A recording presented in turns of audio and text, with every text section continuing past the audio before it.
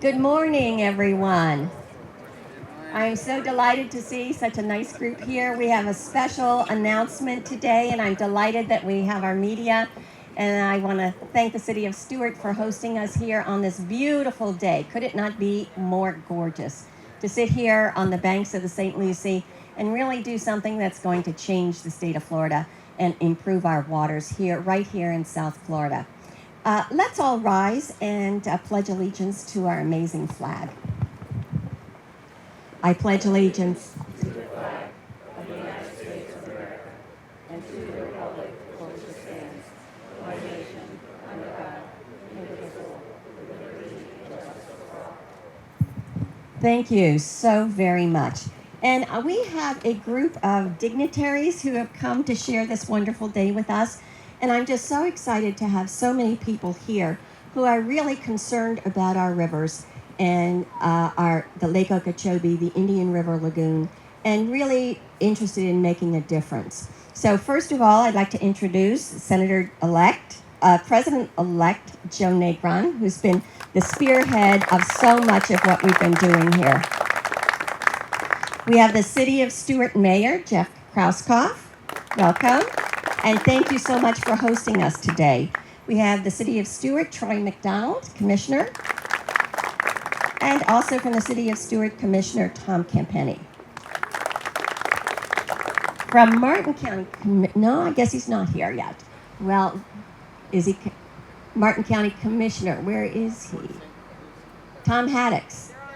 They're on their way. Okay, Tom Haddix and Doug Smith from the County Commission are on their way. And also, I am delighted from South Florida Water Management District.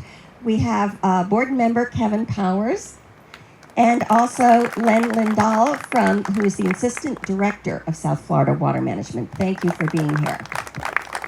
Several of our St. Lucie County Commissioners were coming. I see Todd Mowry up here, and Franny Hutchison is on her way. Thank you. And Kim Johnson. Is Kim here yet? No, traffic. You know how it is. It's getting to be that season. And also Nyla Pipes from One Florida Foundation. Nyla's up here. Todd, you want to come down here if you want to? Sure. Also, Don Sheriffs from who is the Senior Everglades Foundation Policy Advisor. And we've worked so closely with the Everglades Foundation. And also from Audubon, we have Celeste De Palma. Thank you so much for coming. And I just appreciate everybody being here. It really means a tremendous amount to have all of you here with us as we announce one of the most important bills that I think is going to change how our whole way of life here on the St. Lucie. I raised my family right here on the banks of St. Lucie for more than 40 years. My kids played in this river. They boated, they hydroslided, they water skied back when you could do that. We fished a lot, and it was a wonderful, wonderful endeavor for them, and we really appreciated it.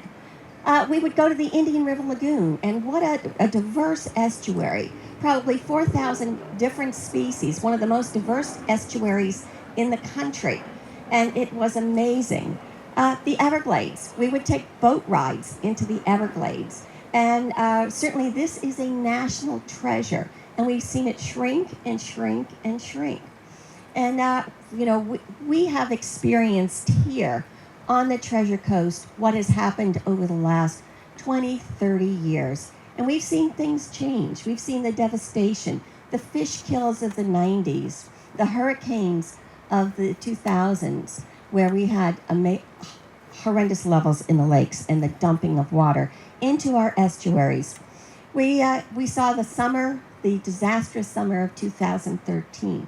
So we've really seen what has happened and lived through it. And we've been working over the many years since I was first elected. We have been working to solve many of these problems that have caused all that devastation. And I can't tell you how I appreciate working very closely since then with our Martin County and St. Lucie County delegations. And certainly Senator Joe Negron was a leader in those endeavors, and what he was able to get for us in 2013-14 really was the first step in long-term solutions. And that, thank you, Joe. You know, I really believe we need a system to continue the progress and make sure we complete this and we really solve the problem. And that's what I am, as a problem solver. And I have been working on this since I was first elected. And over the last 2 years, since Amendment 1 passed, I felt that we really needed to use that money to restore the Everglades, including stopping the harmful releases from Lake Okeechobee. And this needs a system-wide approach. And it needs a dedicated funding source. That is key. And that is why I am so excited to announce today the filing of House Bill 989. We are delighted that we have worked so closely with a variety of stakeholders in order to make this possible. It's really been a 2-year endeavor putting together this to make sure that we were doing this exactly right, that we were going to be able to use these funds, this dedicated resource, dedicated funding, to continue the work that we have begun on restoring the Everglades. And I have to acknowledge that the Everglades Foundation was a key partner in what we were able to do in order to craft this bill. And I also want to thank Speaker Crisafulli for working very closely and working with me. It's going to be, we have to get this thing passed, and that's where you all come in. But let me tell you exactly what it does. I have a chart here. You know, the old school teacher in me comes out. I have to have a visual. I have to have a handout. So for the press, we do have some handouts. But we do have a visual here that's really going to show what will happen. And over the next 10 years, we are dedicating 25% of the resources coming into the Land Acquisition Trust Fund from those dock stamps. 33% of the dock stamps will go into the Land Acquisition Trust Fund. Of those dollars, after debt service is paid, we then will put $200 million, a minimum of $200 million, into Everglades restoration. And this shows what it will look like. And that $200 million will be year, and that 25% will grow year after year. So we have to first, we are doing the long-term plan, and that deals with water quality, moving south into the Everglades and improving, making sure we get down to that 10 units per billion in water quality. Then we have the dedicated $100 million a year going into Everglades restoration, and that includes the Northern Everglades plan, Northern Everglades and Estuaries plan. That includes us. And then we have, this is the additional money that will go into Everglades restoration, and it will go into a variety of things that we need to do to continue the progress that we're making. Now, the emphasis must be the preference, and this is the key part of it for us. The preference of this $100 million must go to projects that will reduce the harmful releases of water into our estuaries. So this is going to make a significant difference for us, for our quality of water, for the quantity of water, and really to stop those harmful releases coming into our estuaries and having that very negative impact on our environment and our economy here in Martin and St. Lucie counties. I think that is key to what will happen with these dollars. And when you look at this money as it grows over time, we will be able to really do some long-term planning. And why is that important? We need to have the resources and know we're getting them, so we don't have that food fight every year where you're trying to get your projects done. You know, getting the money for C-44 and completing that project was very difficult. In good times and bad times, you always had to be there trying to get money, and I just thank Joe Negron for what he was able to do and getting us this $234 million. That was such a step in the right direction. This gives us that ability to plan and to have those long-term projects. It's kind of like what we do with road planning. You know, we have a 5-year work plan, a 10-year work plan. This is our 10-year work plan. This is what we do for roads. We should do it for our rivers. So we are now going to be able to negotiate with the Army Corps of Engineers. We're going to be able to do long-term projects that are going to take more than 1, 2, 3, 4, 10 years. We're going to be able to really do the things that are essential to store water, to move water south, and to have the quality of water that we're going to be able to use for drinking water and for the long-term benefit of all the people of South Florida. Actually, all the people of Florida. And we're going to restore the Everglades, this natural wonder that doesn't exist anywhere else. And to be able to do that, to have the resources dedicated to do that, is going to allow us to have the future and continue the Everglades. For these lovely little girls sitting over there, aren't they beautiful? What are their names again? Della. Yes, and we're the other little one. That's the future. They are the future of our country. That's the future of our state. We want to preserve these natural resources, these natural wonders. We want to preserve this beautiful river. We want to be able to go fishing here again.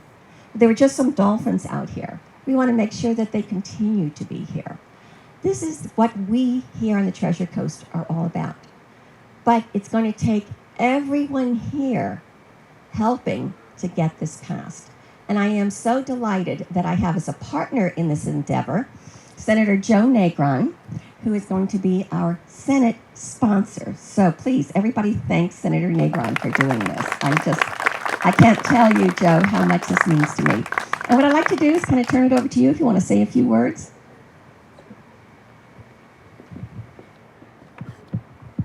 Thank you very much, Gayle, and thank you all for taking the time to be here today. We really appreciate your effort. As I look around the group that's here today, I see people who've been involved in this issue for literally decades, and we appreciate everything that you've done to help elevate this issue to statewide and indeed national attention. And just a couple things that I wanted to mention briefly that I think are important from my perspective. The key part of this bill that intrigues me and is the reason why I'm supporting it and going to help on the Senate side is that we are going to have a preference, and it's in the bill, for projects that will eliminate releases. I'm in favor of restoring the Everglades, and that's a good goal for us to have. It's going to take a long time to do that. Our more immediate issue for our community and the community that Gayle and I represent is to stop the discharges, because that's what is destroying the quality of the river and really interfering with our ability long-term to have a sustainable system here. So I think that's very important. And then the second thing is that I want to make sure that what's a floor doesn't turn into a ceiling. And so while we do have a certain minimum amount, the legislation is very clear, and I've made it clear to my colleagues that that's a starting point. There are lots of other things that I want to do with regard to water storage, particularly the Calkins property. I'm hopeful that we can convince our colleagues in the legislature to, right now we have 400 acres in a pilot project that ends February 1st, and that's actually been able to store more water than we had thought. So one of the goals I have is that we can reach an agreement where we can store even more water on that property, potentially up to 30 billion gallons of water. So when the lake inevitably rises to a point where the Army Corps is going to do releases, that we have places for that water to go, to be stored and cleaned. And the good thing about that particular project and others that we're looking at is they can be up and running within 12 to 16 months. Rather than, the C-44 reservoir is great, but they've just started construction, and it's going to take many, many years for it to become online and actually have a place for water to go. So I want to thank Representative Harrell for spearheading this in the House. I'm happy to do my part in the Senate. And, as we told people back in 2013 when we met at the Kane Center, we're measurable progress in reasonable time. And I want people to be encouraged, because things are better today than they were before. We are making progress. I don't have an apocalyptic, depressing view of this situation that we should all be walking around, looking at the ground and wondering what can we do, and this is terrible. Yes, it's a challenge, but we're Americans, we're Floridians, we can overcome challenges. There have been lots of other challenges. This place used to be covered in mosquitoes, and somebody figured out how to fix it, so we all want to live here. So I'm very optimistic about the future. I know quantitatively that things are better today. That's not just us saying it. The water quality is better.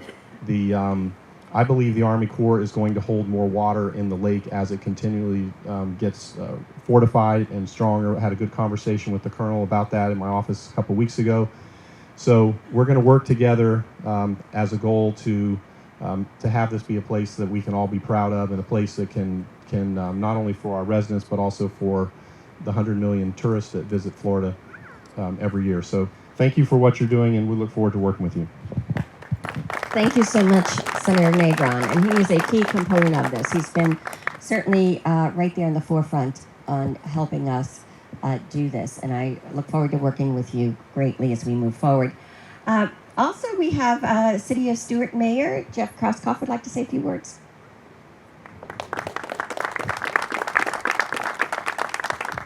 Thank you, Gayle. This is an important first step. You can see this is what it's all about. This is what brought us here. It's not just the beaches, but it's the inland waterways too. We're stewards fortunate to be on all of the necks of the St. Lucie and eventually the Indian River out here. So we're very concerned about it. We've always supported the water going south and the releases to stop. So this is an excellent first step. I know folks get frustrated. We here see only this, which is what we see every day. And like Joe says, he's in charge of running a state. And so the people in North Florida are concerned about their springs. Well, I think this is a good first step to start to balance funding sources that we can count on. And with those funding sources, then we can plan and eventually get the work that needs to be done. So what is our ultimate goal? Is it to look like the Jupiter Inlet? Someday, hopefully. Thank you, Gayle. Thank you, Mayor. We appreciate your being here and supporting this. And as he said, we're going to need everyone's support across the state to pass this. We also have with us Kevin Powers from South Florida Water Management. Thank you, Representative Harrell. I think it's important, and it was touched on, but it bears repeating, and that is our leadership, Senator Negron and Representative Harrell, because it is. There are big statewide issues, and our issues here have to compete in that. And what's happening now is historic. It's also important to recognize that this isn't a first step. This is a continuation of incredible momentum. And to Senator Negron's point about things are happening and reasons to be optimistic, 2016 will bring more capacity south of the lake online than in any other single year in history. And that is with the L8 reservoir and the A1 flow equalization basin. Huge capacity coming online in 2016 that we didn't have before. So things are happening. I'm very encouraged. Finally, it just can't be stated enough. The Everglades has never had dedicated funding, and that is key. Now we break the cycle of going every year and figuring out what we're going to do year to year, and we back up and we understand how we're going to sequence these projects so that we get the quickest relief, and it gives us that lever with our federal partners to say, hey, 50-50 cost share partners, here's the state's piece. I know they're eager to go to work and bring us their 50%, and that's when we see it all come together. Thank you very much. Thank you so very much. We also have, Nyla Pipes from One Florida Foundation. Good morning and thank you. First of all, thank you all for being here. Secondly, a huge thank you to Senator Negron, Representative Harrell, and the rest of our Treasure Coast legislative delegation. We are very fortunate to be here in a community that cares. This community cares so much and has dedicated so much time. We have volunteers who are figuring out how to cover childcare so they can attend meetings. And we sit in meeting after meeting, and there is one common theme in every meeting. How do we pay for it? This is a really important step, and I'm so thankful toward getting the state end figured out as far as long-term dedicated funding. Now, there are a couple of things One Florida doesn't want people to lose sight of. First of all, we don't want to get in a habit, or in some cases stay in a habit, because even we're guilty of this, but we don't want to be preaching to our own choir all the time.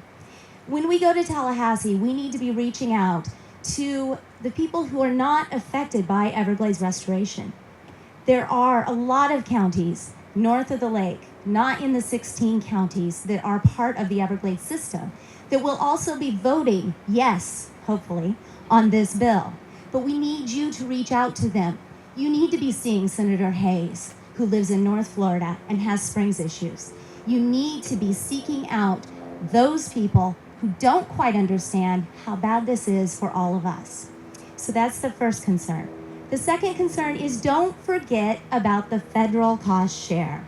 We need a WRDA bill every 2 years. So when you go to Washington, D.C., that's what we need to be advocating for.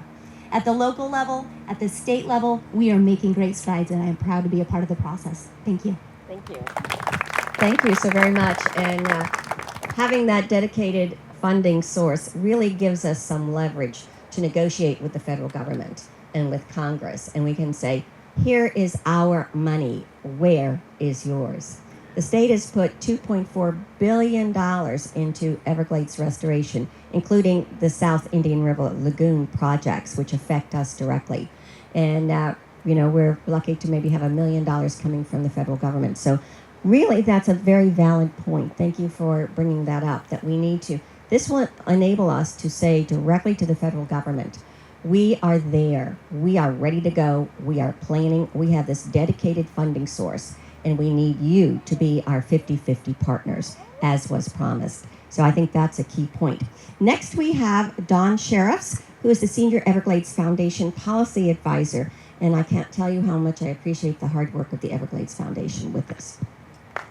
Thank you, Representative. We are delighted to be here, and on behalf of the Everglades Foundation, I sincerely want to thank Representative Harrell and Senator Negron for both of your leadership in filing the Florida Legacy Bill to ensure dedicated funding for critical Everglades restoration projects.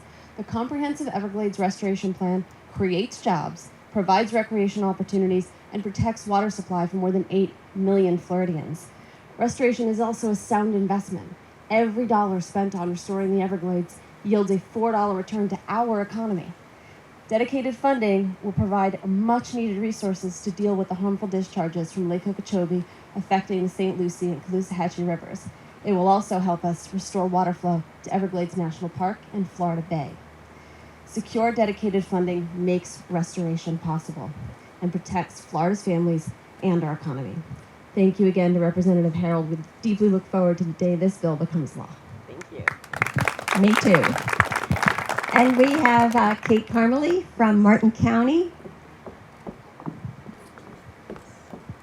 Good morning. Thank you so much, Representative Harrell. And I just wanted to express apologies on behalf of the board. We had commissioners out of town today. There was some scheduled conflicts and an emergency had come up. So I wanted to read a statement from our chairperson, our chair, Commissioner Ann Scott. The Martin County Board of County Commissioners applauds and expresses our sincere gratitude for today's announcement by Representative Gayle Harrell and Senator Joe Negron and the bold vision brought forth by Legacy Florida. A dedicated funding source for Everglades restoration is critical for the health of our waterways.